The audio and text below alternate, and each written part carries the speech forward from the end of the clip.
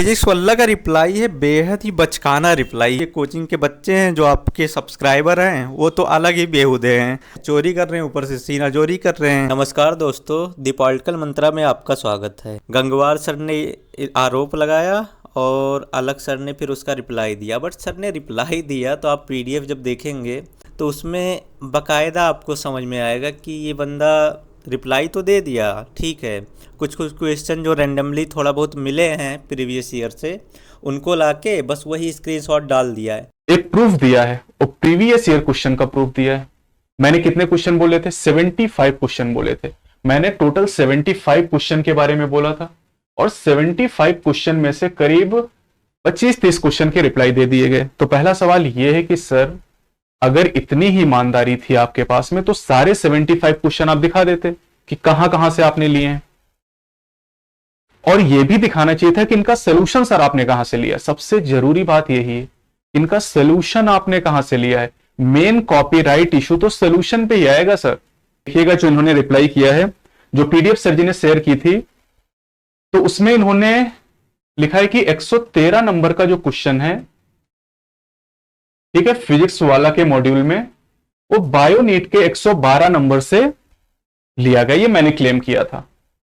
इन्होंने एक्सप्लेन किया कि भाई ये सवाल सीपीएमटी 1995 में, 2008 में, एमपीपीएमटी 1998 में, 2001 में, सीबीएसई 1993 में आया था। ये उन्होंने उसका फोटो दे दिया, ये सब लिख के उन्होंने दे दिया कि भाई ये क्वेश्चन इन्होंने लिया था। क्या क्वेश्चन था? Double fertilisation is characteristic of, पहला ऑप्शन देखिए एंजियोस्पर्म, दूसरा ऑप्शन टेरिडोफाइट, तीसरा जिम्नोस्पर्म और चौथा ब्रायोफाइट। ठीक, अब जरा आगे बढ़ते हैं। अब जो क्वेश्चन आपको स्क्रीन पे दिखाई दे रहा है बेटा, इसको जरा ध्यान से देखिए। ये क्वेश्चन फिजिक्स वाला मॉड्यूल के क्वेश्चन नंबर 113 पे। क्वेश्चन क्या है? Double fertilisation is the characteristic of. जो क्वेश्चन एग्जाम में पूछा गया था उसके जरा ऑप्शन देखिए। पहला ऑप्शन एंजियोस्पर्म, दूसरा टेरिडोफाइट। इनके जरा ऑप्शन देखिए। पहला ऑप्शन ब्रायोफाइट, दूसरा टेरिडो, तीसरा जिम्नो, चौथा एंजियो। अगर इन्होंने क्वेश्चन को यहां से उठाया था तो ऑप्शन कैसे चेंज हो गए? अब मैं बताता हूं क्वेश्चन इन्होंने कहां से उठाया था। क्वेश्चन इन्होंने उठाया बायोनीट का क्वेश्चन नंबर 112 और अपने मॉड्यूल में 113 पे लगाया। प्रूफ कैसे? देख लीजिए आप। ऑप्शन बायोनीट में ऑप्शन है bryophytes, pteridophyte, gymnosperm and angiosperm. यही चारों ऑप्शन सीक्वेंस में यहां पर कैसे आ गए? जबकि एग्जाम में जो क्वेश्चन पूछा गया था, आप उसको अगर देखेंगे तो ये क्वेश्चन था यहां पर एंजियो, टेरिडो, जिम्नो, ब्रायो। अब कुछ बच्चों के दिमाग में आएगा कि सर ने ऑप्शन चेंज कर दिए होंगे।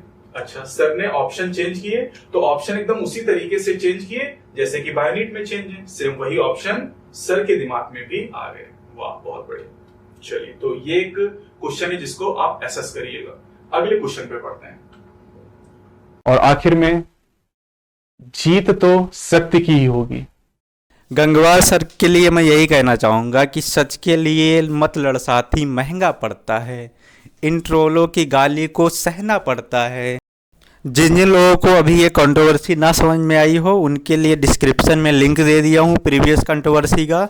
और जो लोग अभी भी इस तथ्य से सहमत नहीं हैं कि उन्होंने जो अलग सर ने रिप्लाई दिया वो सही है, तो वो जाके नीचे उनके सर के रिप्लाई का पीडीएफ का लिंक अटैच है, तो आप जाके खुद ही देख सकते हैं कि वहाँ पे जो प्रीवियस ईयर का क्वेश्चन वो मार्क किए हैं उसमें ऑप्शन कहाँ मैच कर रहे हैं एंड ऑप्शन जो है वो बायोनीट से मैच कर रहे हैं कि नहीं। अलग सर बहुत महान है, मैं उनकी अभी भी बहुत ज़्यादा रिस्पेक्ट करता हूँ। बंदे ने जो किया है एजुकेशन के लिए, इतना अफोर्डेबल बनाया है, उसके लिए उसका तहे दिल से शुक्रिया। उसके लिए मतलब कितना कुछ बोला जाए वो कम है।